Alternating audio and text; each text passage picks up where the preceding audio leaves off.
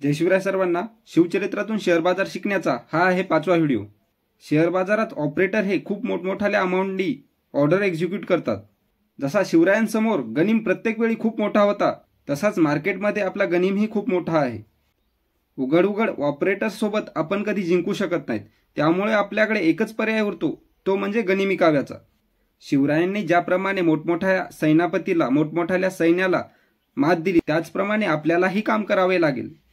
त्यासाठी शिवराय गनिमी काव्याचा वापर करायचे।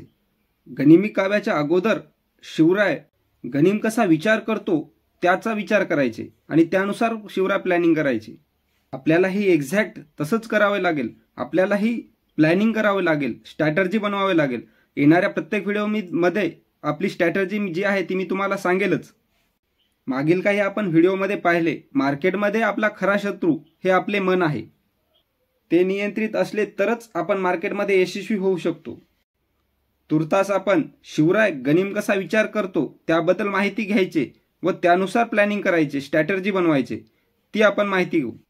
शिवराय नेहमीच मोठा पराक्रम करून शत्रूला चकित करायचे व शत्रू बेसावध झाला की त्याचा जास्तीत जास्त फायदा घ्यायचे। हा शिवरायांच्या रणनीतीचा एक भाग होता। जसे शिवरायांनी अफजल खान फाडला, त्यानंतर शिवराय स्वस्त बसले नाहीत, लगेच पन्हाळ्यापर्यंतचा मुलूक काबीज केला। कारण शिवराय नेहमीच शत्रूच्या मनात काय चालले आहे यावर विचार करून त्यानुसार मोहीम आखत व त्यानुसार प्रस्थान करत। त्यावेळी सर्वांनाच वाटले की अफजल खान शिवरायांना मारेल, त्यामुळे आदिलशाही सैन्य गाफील होते। याच गोष्टीचा फायदा घेऊन शिवरायांनी पन्हाळ्यापर्यंतचा मुलूक काबीज केला व पन्हाळाही घेतला।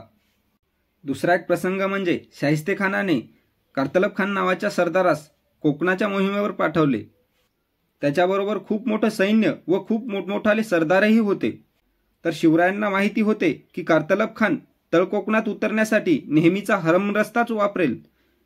या मार्गावर स्वराज्याचे अनेक किल्ले होते, लोहगड, तुंग, तिकोना। शिवरायांनी अगोदरच या किल्लेदारांना सांगितले की कारतलब खानाच्या सैन्याला कोणताही प्रतिकार करायचा नाही, त्याला समोर जाऊ द्यायचे।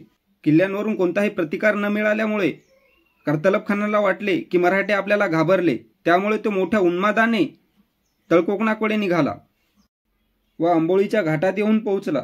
आंबोळीच्या घाटातून कोकणात जाण्यासाठी घनदाट जंगलातून जावे लागते।